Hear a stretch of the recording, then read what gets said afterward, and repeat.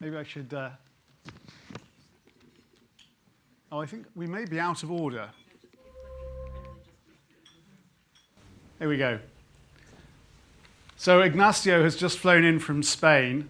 His flight was delayed by rain, proving, I think, conclusively that the rain in Spain stays mainly on Ignacio's plane. Thank you for the opportunity for me to say that. So we have, not in the same order, Jose from Mexico, Peter from Australia, Ariela from Chile, Søren from Germany, and Ignacio from Spain. Now, some of the context for this is, for me, this is one of the most interesting areas where you see a divergence in the way in which different legal systems around Europe and around the world treat competitor advertising and the opportunities that are afforded when you see a competitor that is running an ad you think is misleading and is damaging you, but it doesn't use your trademark. It's not a comparative advertisement, and therefore you can't bring an action for trademark infringement. So what can you do? And truth be told, under the English system, there's a bit of a problem. There's a bit of a lacuna in the law, because we don't have a general law of unfair competition. So unless you can shoehorn it into a passing off claim, there's not much you can do. When we implemented the Unfair Commercial Practices Directive into English law, we didn't give a private right of enforcement, so you can't simply go and do a private action to enforce the consumer protection regulations. So that doesn't leave you with a lot of options. Basically, all you can do is go to the Advertising Standards Authority and try and bring a claim through the ASA. And that's fine, but it's not always really suitable or what you want to do. And also, you know, the ASA's main sanction is adverse publicity. So if you're dealing with a competitor who maybe is based outside the UK or who doesn't really care that much about their reputation, even if you get an upheld decision, it's not really going to be terribly effective. And working with Daniel from the Netherlands a few years ago on behalf of Garmin, we did manage to take some action working together through the ASA and then through their opposite numbers in the Netherlands to stop some misleading competitor advertising by TomTom. So there's also the jurisdictional problems that I don't think we'll get into, but it does illustrate the problem. So the example from the UK, just to illustrate, which I'm going to ask you guys to all comment on in a moment. So this was another BP ad, and I should say, I don't think there's anybody here from BP. If there is, they'll be delighted by what Guy just said, and also probably by the Shell example. So this was an advert that BP ran, and I believe, certainly I think Esso registered a complaint about this with the ASA, and then Shell got on board as well, separately, I think once the investigation started. So you had two of the big oil companies complaining about this advertising by the third. They weren't named, so they couldn't bring a trademark infringement claim, and they lodged their complaint. Now, this is an unusual example because it actually, I think, took over 3 years for it to be resolved. And that was partly because it was an incredibly technical complaint about substantiating these very arcane things about the way different fuels worked. So it took a long, long time to be resolved. And frankly, I think so long that BP were also, by the end, thinking, actually, we kind of just need to know now, are we going to be able to make this claim or not? And then I think it probably burnt also, forgive the pun, a huge amount of ASA resource as well. So this is a good example. You know, if you're representing Esso or Shell, you're unhappy about this ad. Ariela, why don't we start with Chile? What would you advise they could do in Chile? Well, you have several options. We do have unfair competition law and unfair competition action, and you can go to court. You can start by an injunction. The injunction will be pretty fast, let's say maybe 3 weeks or something like that. The case, of course, will take longer, maybe the case 1.5 years or something like that. But if you want to do something faster and very effective. You can go to the self-regulatory organization that we have, which is CONAR, the same name that you have in Mexico, and it's very effective. They are strong, and most of the companies respect what they say. So you have those specific options, and there's also the consumer product service. You cannot go as a competitor, but yes, as the service by itself, or maybe some consumer. And then you can do some things to manage to the service to go against the company or things like that. So you have several options. Yeah. I mean, with an interesting point about consumers and relying on consumer complaints, when I was in-house lawyer at BT, my mentor used to say to me, the problem is when consumers are being successfully misled, they don't know they're being misled. We know and understand how telephony pricing works, so we can spot it, but they can't. Yeah, absolutely. Then the service we have as consumer product service is the one that should be defending the consumers. But the thing is that they're supposed to go by themselves, no pushed by another company. Yeah. So you have a difficulty there. And in Mexico, I mean, I know you have the same, slightly confusingly, you both have an organization called CONAR. Yes. Are they the same? Are they different? And what else could you do? Yeah, in Mexico, the thing is that time, in Chile they say time, they can file an injunction. In Mexico, it's going to take more time. The thing in Mexico is that you can go to CONAR, but CONAR is not as strong as CONAR in Chile. It's a body that auto-regulates us, but it's not binding. We use a lot CONAR to educate the authorities in a day-by-day regarding advertising matters in Mexico. The problem is that our authorities or a judicial body does not know about the topic so CONAR helps us in educate them in a way. That's one option. I don't think it's very effective. Second of all, you can go to the competition authority and you could file a claim against the competition authority or the antitrust authority as well. But the thing is that there's different guidelines or different elements that you have to comply. Obviously, it has to be a same body of commerce. There has to be direct competition. And then you can file a claim before the civil authorities where you can obtain damages. But that would be very difficult. So for a case such as this, I would file before the competition authority and prove that there is a link between the commerce and the same type of business. In a way.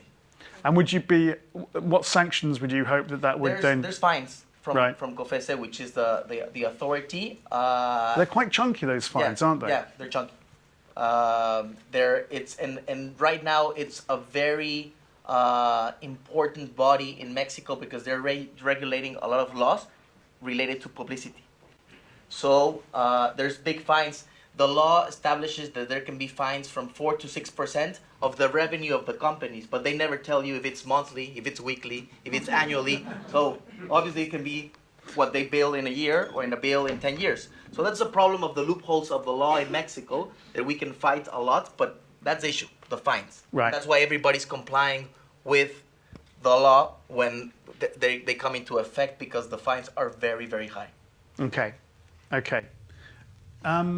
Let's go to Europe. And Søren, I know that when you and I have discussed, we were looking at something recently for a client about pricing claims on a website.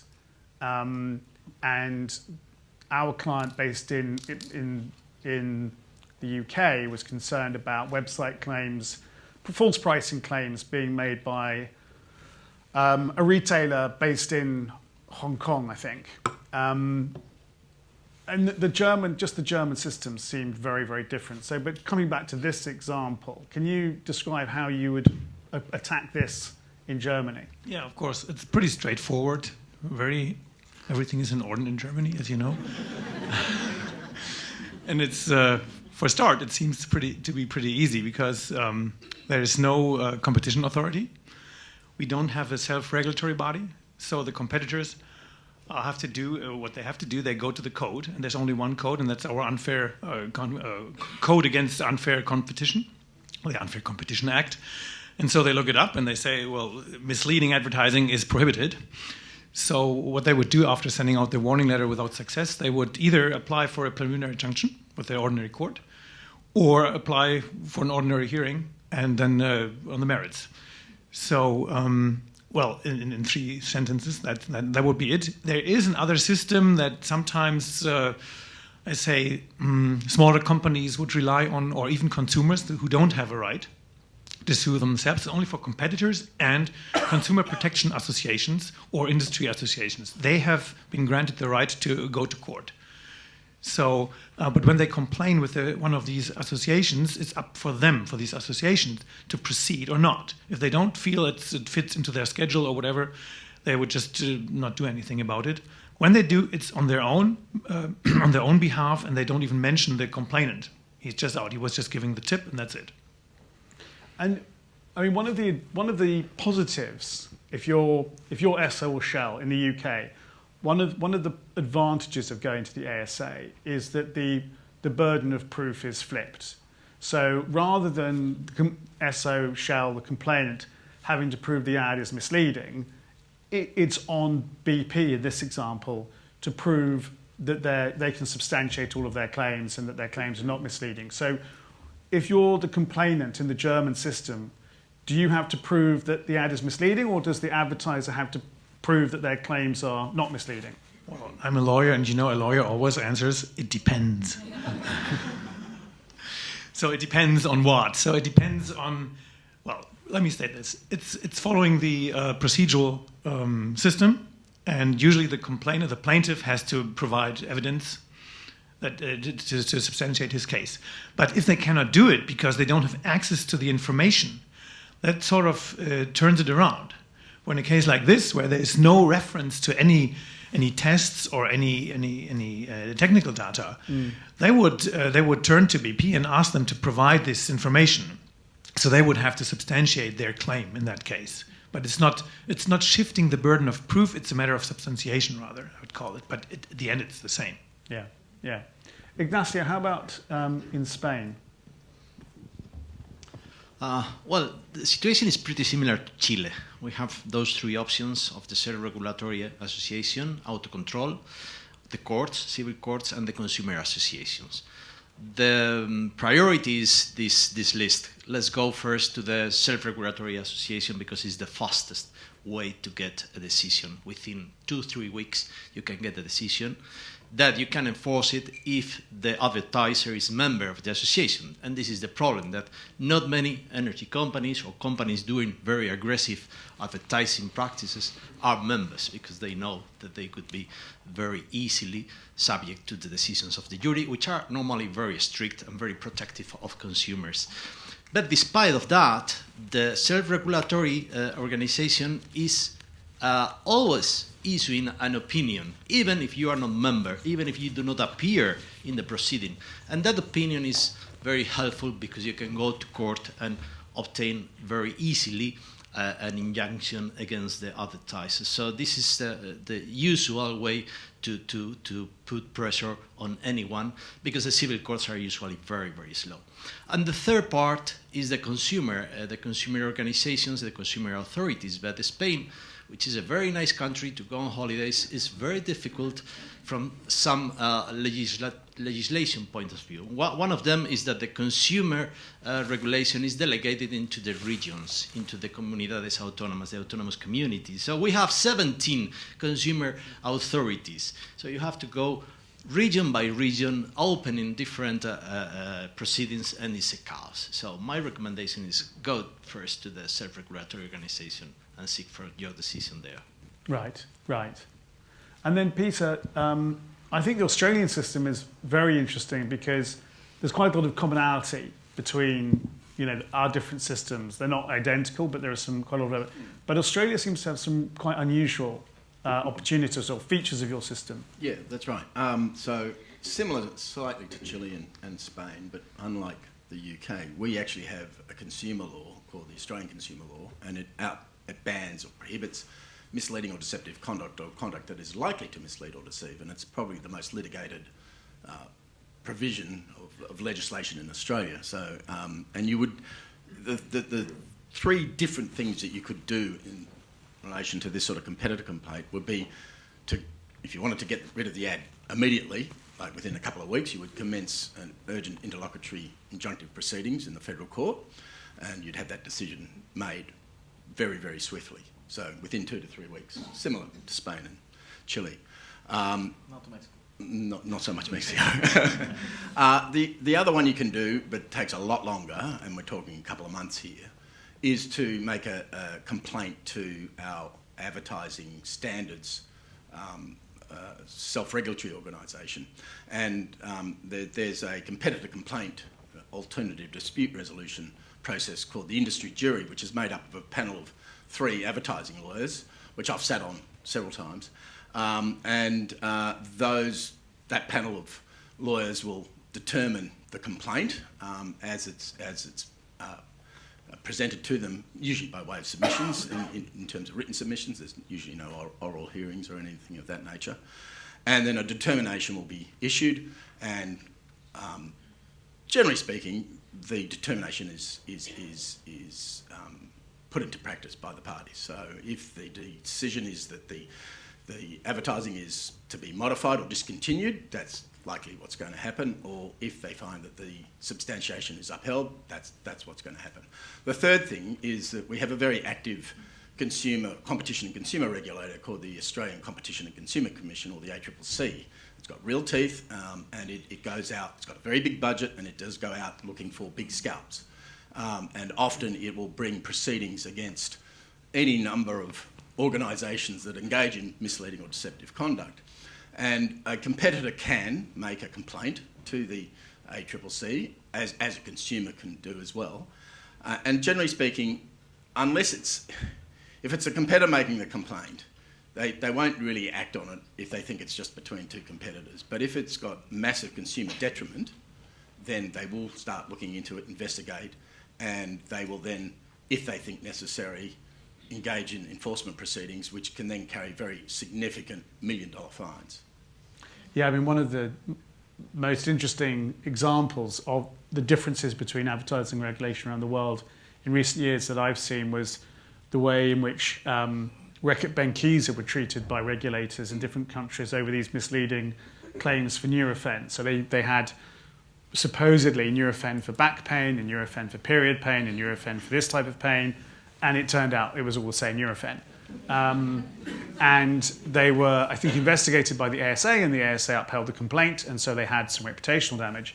But in Australia, they were fined, I think, over $1 million Australian. Well, they were fined about just under 2 million, except the ACCC then appealed that, and then they got fined 6 million. Right. So it was at the time the biggest penalty for misleading or deceptive conduct. And some class actions followed on from that, did they? I don't know if there was any I class saw action. ads from some law firms. There may have been, but they never eventuated to their full. Yeah. Okay. So, I mean, I hope what that illustrates is just these widely diverging systems that offer different pros and cons. I have something to add. You're talking about teeth and about budget. The problem in Mexico is there's no budget. So the enforcement on the day by day in Mexico, it's null. So you have to be behind the authority. You have to go with them so they can in a way be part of the case. But at the end, they don't have the enforcement budget and the enforcement necessities to go against these leaders. That's a problem in jurisdictions such as Mexico. Yeah, certainly when we are involved in complaints to the ASA, I mean, yes, if we're making the complaint, the burden of proof is on the advertiser, but obviously you want to do the best job you can in trying to educate the ASA as to what the issues are and why you think it's misleading, and provide them with as much of a leg up as possible. So let's look at some real life examples, and I'll remember to click at the right moment this time. So Australia. It's hard to believe that Australia has, all these kind of tough consumer laws. You also thought you're all rugged bushmen who, No, we like to beat each other up. Okay. But do you want me to address this one? Yes, please. Sure. What happened so, in this one? Actually, just have a read of that and have a read of that claim. So it says, buy Baby Love for your chance to win $1 million. Now, how many of you out there, and put your hands up, would think that if you bought that product, by the way, the product is a disposable nappy, or for the Americans in the audience, diapers. If you bought that product and then went into the competition, would you think that one of you would win the $1 million? How many of you would think that? Yeah, quite a lot of you. Okay, so the problem with this is that and I actually was on the industry jury for this one, for the ad standards, and for my sins I was the chair, so I had to write the determination for this. But what happened in this one is that the advertiser, which is a company called Unicharm, when they put out their product and this advertisement and all of their various promotional materials, the person who won that would then actually win another chance to pick an envelope out of 100 envelopes, which one of those would have $1 million in it. So it was a contingency type one. It's a half-truth, okay? So it's not telling the true story.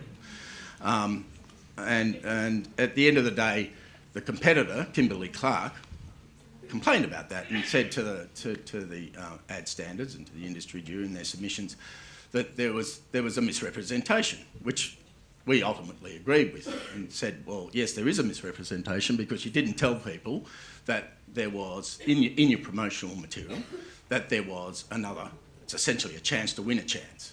Okay. They argued, look, this is a common type of promotion. People are savvy about these sort of things. They would have known this. And we refer to our T's and C's, and you'll see a little T's and C's apply. And if you went to their T's and C's, at clause 11 in the terms and conditions, you'd see that you would have to pick out one envelope out of 99 if you want the chance to do that. And they basically said the ordinary person would understand that. And we said, well, that's not quite true. I mean, we don't think the ordinary person would think that. The ordinary person is, and there's a lot of law in Australia about this is what the ordinary person is, and it's basically from the bright to the dumb, you know, and everybody in between. And we said some would know, some wouldn't know. And we're talking about, you know, parents and carers of nappy-wearing children who buy this product. So the target audience, some would know, some wouldn't know. And the dominant message was, if you bought this product and entered into the competition, one of you would win $1 million. And there really was a 99% chance that nobody would win $1 million. Okay. Typical Australian sportsmanship, I think we can agree. Chile, some bull. Oh my, yeah. This is a very special case, right? You can see it, and it was very funny when it happened. We had a new energy drink. Is the one that there, you know, right to the one that is the bull drinking. The bull is drinking a new energy drink. Of course, Red Bull was not happy with this, obviously. What the new energy drink said or claimed is that it wasn't the Red Bull, it was a Red Bull, any Red Bull. And the can, yes, the can is gray and blue, but it's not the can that Red Bull uses. They were also claiming that it was unrespectful and really, you know, denigrating. What the energy drink? The name is Energy Day. I didn't want to say the name of the drink, but it's Energy Day. Energy Day was telling us that it's not like that. It's just a bull drinking. And well, this was a big discussion because they needed to stop this ad very quick.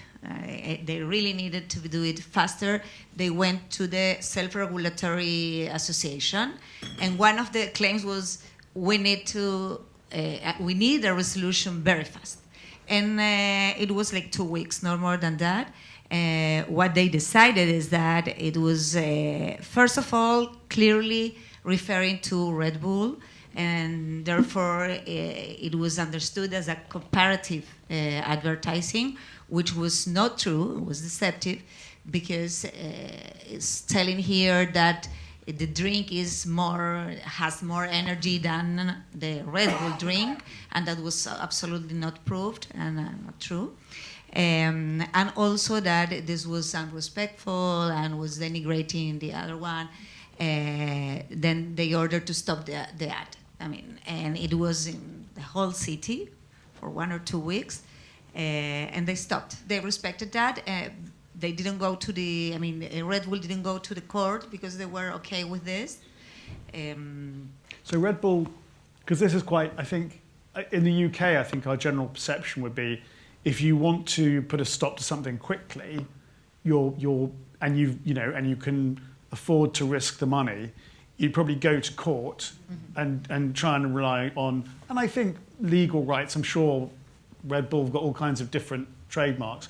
You'd go to court and probably rely on trademark rights. But if I'm understanding you correctly, in this case, it was actually quicker for them to go to the self-regulatory authority. Yes, it was. I mean, an injunction in court might be fast, but you have to be involved in a case for a long time, and it's going to be public.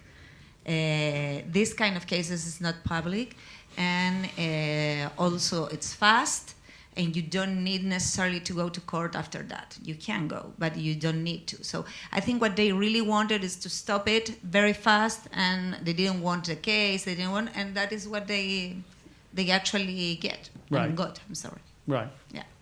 Okay. Very good. Søren. I wondered what you all know about the Oktoberfest, and it's a pity that we don't have too much time to question that and have a little discussion about it. I'll tell you a little bit what you need to know. It's claimed to be the world's largest festival, with more than 6 million people visiting every year. It's been organized by the city of Munich for over 200 years. It started as a wedding festival a long time ago. So there's a couple of facts that you may or may not know. And one, it's about beer. It's about a lot of beer, German beer. And it's not in October. It starts in September, but it ends on the first Sunday of October. So if you want to go to Munich, do it early, book early. Students rent out their rooms. They move away to back to the parents to rent out the room per night for 500 and more. It's crazy, that time in Munich. And now the third, and that's the only relevant fact actually for this case, it's located in Munich.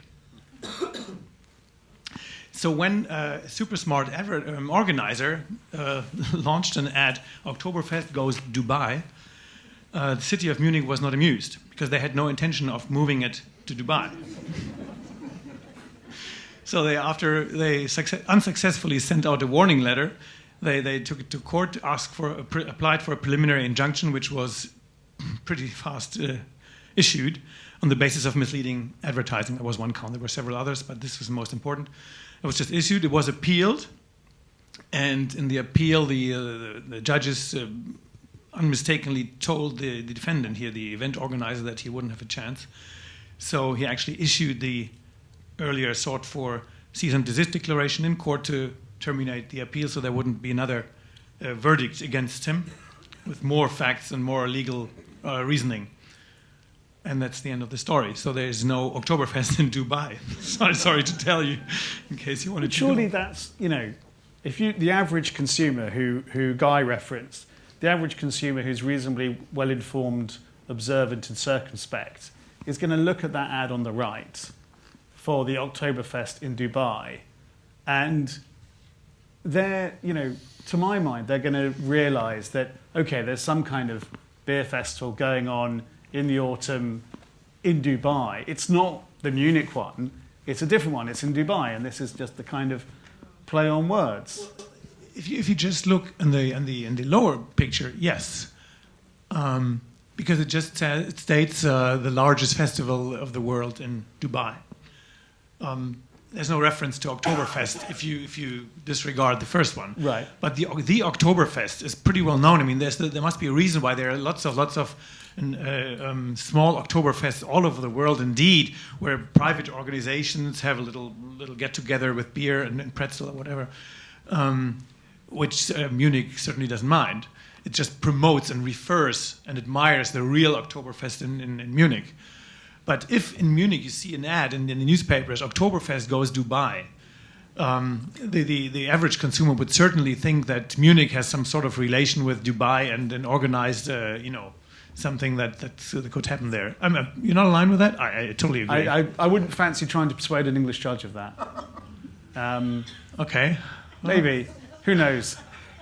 Probably depends how the English judge feels about. Well, I guess it's not going to Munich happen and beer. because now the organizers know. Yeah, There's no joking about Oktoberfest outside of Munich. Surprisingly, Oktoberfest is a very serious matter in Germany. There's fights behind the scenes about who's getting the tent. I mean, if you There's get fights in the streets, from what I've seen. Never mind behind the scenes. Behind the scene and on the scene before the tents. But in order to get a tent, I mean, if you have a tent, you're done. I mean, that's just holding up your apron and getting the money in. Right. It's just amazing. So you can imagine there's lots of legal and illegal stuff going on before you get a tent. Okay. Jose, Yes. So talk to us about Mexico. obviously, I'm going to talk about Mercado Libre. So Mercado Libre, if you guys do not know, is the biggest e-commerce platform in Mexico and in some countries in Latin America. I would say Latin America. Here, the case is that Mercado Libre has been acquiring different businesses, and now Mercado Libre has the business of selling cars. Here, the issue was that the client came to us and told us, "What do we do?" If you see the pictures, it's the same. At the end, what the competitor was doing was grabbing the pictures, copying them, and just using them in their web page. Scraping. Exactly. At the end, they were not using, obviously, Mercado Libre's trademarks, but they were using those pictures to mislead the consumer of thinking that they were Mercado Libre in a way. But at the end, the business of the competitor was just publicity. They just wanted to have flow of publicity, and they were selling publicity to third parties, and they were getting a lot of business out of it. So Mercado Libre came to us, and they told us what to do. We thought about CONAR. Like I told you, CONAR doesn't do anything, so not like Chile. So we said, okay, let's try to file a brief or a suit before the competition authorities. We filed a suit before the competition authorities mentioning how they were actually misleading the advertiser of thinking that, consumers thinking that that was Mercado Libre publicity. So the case was gone to the competition authorities, and it was resolved very fast, 4 months. But that was very fast for Mexico. That's very fast for Mexico. So at the end, it's a prime case of what you're mentioning. Here you don't see trademarks, because if there was trademarks, we could file an unlawful competition before the Mexican PTO. I could try to see the possibility of filing it and obtain a positive outcome in the Mexican PTO. But the fastest or the most, what the client wanted was to prove a point. So at the end, that's why we went and filed the complaint before the competition authority, because I could have gone for a trade dress issue before the Mexican PTO, or I would try or go to the Consumer Protection Agency for an issue in misleading as well. But the best venue was the competition authority, and that's why we filed the suit before them, and they were fined with around $2 million. Yeah. Yeah. So they fought in Mexico, obviously, and I can imagine in other jurisdictions, you can fight the fine. They fought the fine, and they lost in the first instance fighting the fine. So at the end, it's just to prove a point what is happening in Mexico, and this happened maybe a year ago. Right. So it's a good recent example. Yeah. So the last case study then we have is for Spain, and hopefully we have a video. Para mí 1-0-0.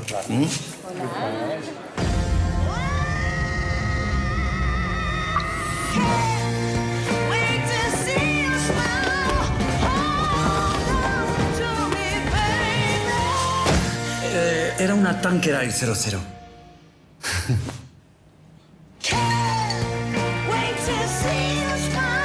Para los que buscaban una 00 diferente, Tanqueray 00.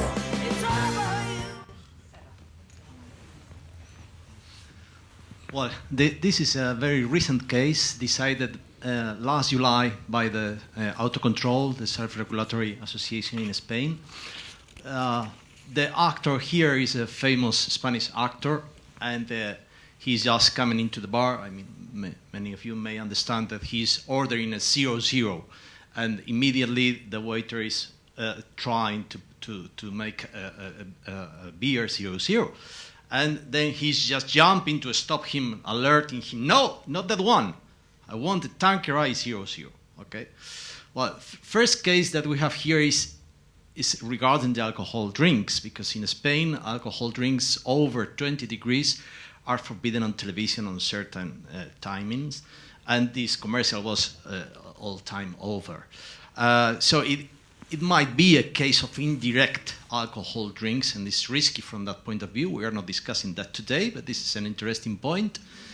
And the second is the feeling of the Association of Spanish Brewers, who felt very upset by this because they thought that this was a kind of discriminatory and denigratory commercial to the 00 alcohol-free beers.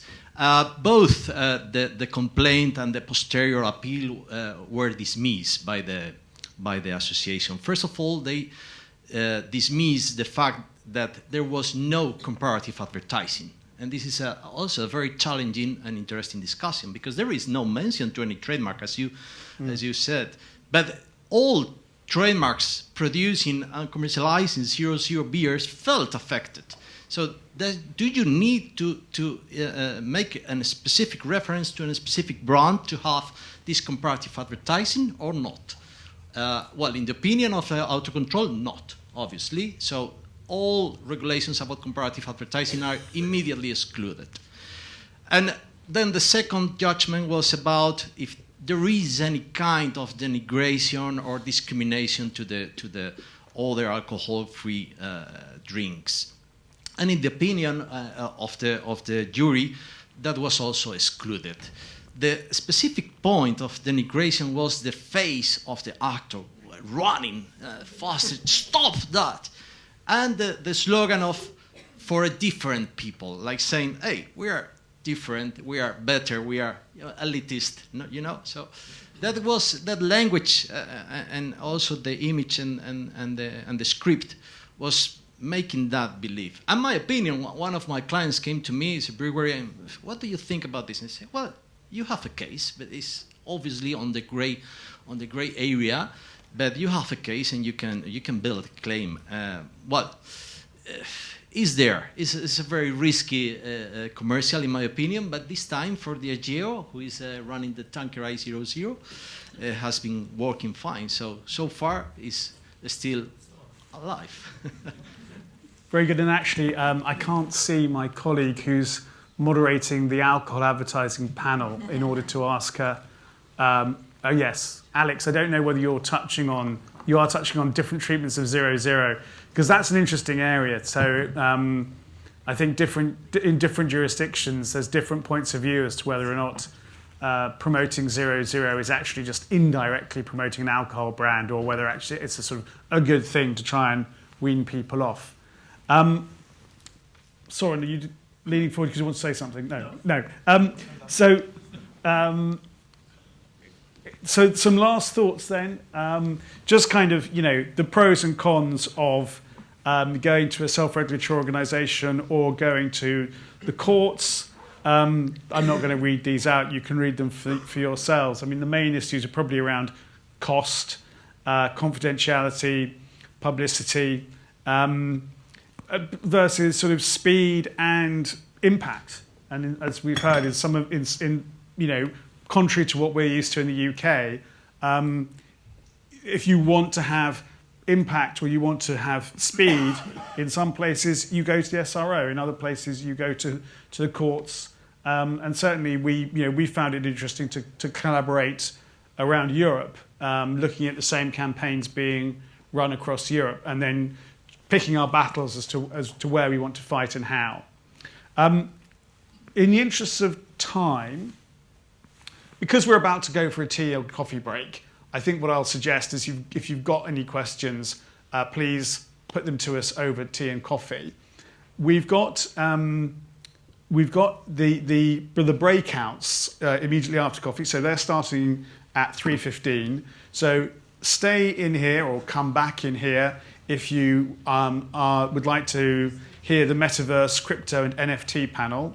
Go to the Windmill Room, which is down that way and round the corner, if you want to go to the Obesity Crisis panel, and go to the Sherwood Room next door to the Windmill Room for the alcohol advertising panel.